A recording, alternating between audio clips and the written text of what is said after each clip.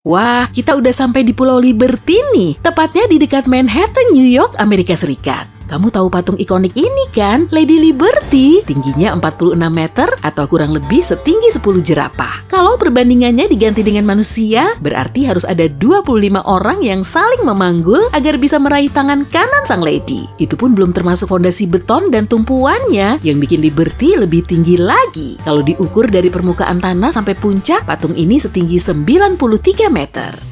Bobotnya seberat satu pesawat Boeing 737 dalam kondisi kosong, tapi ini cuma berat kulit luarnya ya. Konstruksi logam di dalamnya yang berupa tangga, tiang, dan penyangganya bisa seberat 125 ton atau setara dengan lokomotif kereta api kecil. Fondasi beton di bawahnya juga sangat berat, yaitu sekitar 27.000 ton. Berat segitu kurang lebih setara dengan 11.000 mobil SUV atau 180 paus biru. Patung Liberty pernah kelihatan kayak gini 135 tahun yang lalu. Beda banget dari wujudnya sekarang kan? Warnanya malah kelihatan kayak serat kawat di dalam kabel karena memang bahan utamanya terbuat dari tembaga. Sekitar 20 tahun kemudian, warnanya berubah menjadi hijau akibat udara dan air hujan yang sering mengguyur, kemudian mengoksidasi logam tersebut. Padahal lapisan logamnya sangat tipis, para desainer bisa aja sih bikin lembarannya lebih tebal lagi, tapi nanti bobotnya bisa melar dan sang lady malah akan runtuh oleh bobotnya sendiri. Kalau dibikin lebih tipis, patungnya akan berlubang karena korosi.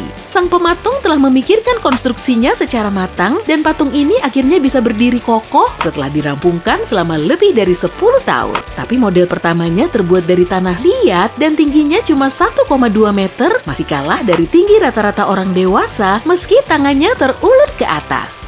Model selanjutnya terbuat dari plaster. Dengan bikin ukurannya lebih gede, mereka bisa moles dan nambahin detail patung ini. Contohnya detail kecil yang gak akan terlihat dari Pulau Liberty maupun dari tumpuannya, yaitu belenggu sang lady. Patung ini kelihatan seperti baru meloloskan diri dan melempar belenggu itu, makanya kemudian muncul lambang kebebasan. Model berikutnya setinggi 10 meter atau sepanjang bus sekolah. Dan skalanya kira-kira 1/4 dari ukuran patung yang sebenarnya. Ukuran segitu udah paling mentok biar konstruksinya bisa dimasukin ke galeri kerja sang pematung.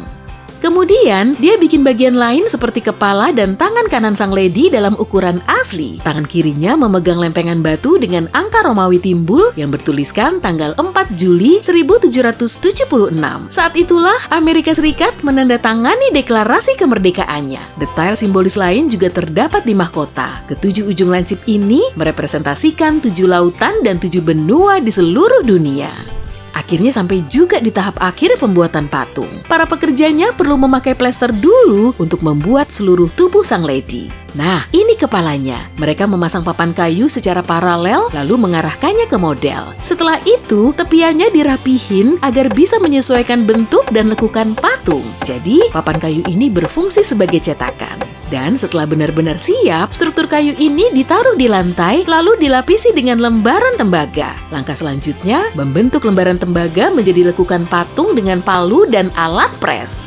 Kemudian bagian dalam dari masing-masing lembaran diperkuat dengan pengikat besi. Prosedur ini harus dilakukan sampai 350 kali karena lembaran tembaga yang melapisi patung Liberty juga sebanyak itu. Tapi kalau disatuin semua, patung ini akan langsung runtuh oleh beratnya sendiri atau saat tertiup angin. Maka Gustave Eiffel segera turun tangan. Namanya kedengaran gak asing kan? Dia insinyur asal Prancis yang juga bikin struktur logam yang paling terkenal di dunia, Menara Eiffel.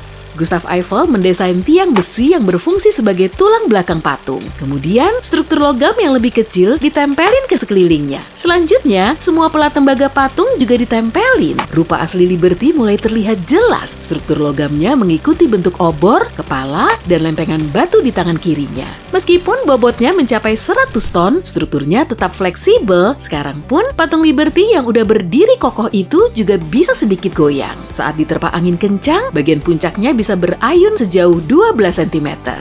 Karya ini berhasil diselesaikan selama 10 tahun, bagian kepalanya pernah dipamerkan di Museum New York, dan tangannya yang memegang obor juga dipamerkan di Prancis untuk menggalang dana proyek tersebut. Saat itu, para pengunjung juga dibolehkan memasuki kepala dan obornya. Oke sip, semua bagiannya udah jadi. Saatnya dikirim ke New York. Seluruh plat tembaga dan konstruksi logamnya dilepas, kemudian dimasukin ke 214 kotak, lalu dikirim dari Prancis ke Samudra Atlantik.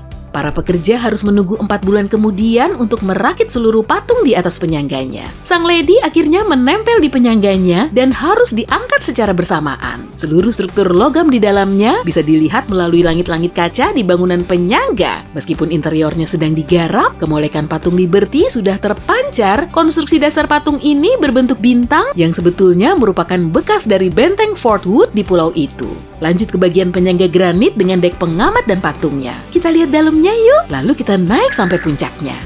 Kita perlu ngelewatin pintu di konstruksi dasar yang berbentuk bintang, lalu kita bisa pilih naik lift sampai ke dek pengamatan atau menaiki 192 anak tangga. Ada juga tangga naik untuk para turis plus tangga turun untuk menghindari kerumunan. Tangga ini akan membawa kita ke ruangan setinggi bangunan 6 lantai menuju dek pengamatan. Untuk sampai di mahkota patung, kita perlu naik ke lantai 7. Lalu akan ada tangga berpilin menuju tiang besi yang menjadi tulang belakang patung Liberty. Tangga ini dibuat ganda untuk misahin antara tangga naik dan tangga turun. Di situ juga ada tempat buat istirahat kalau kamu mulai kecapean naik tangga.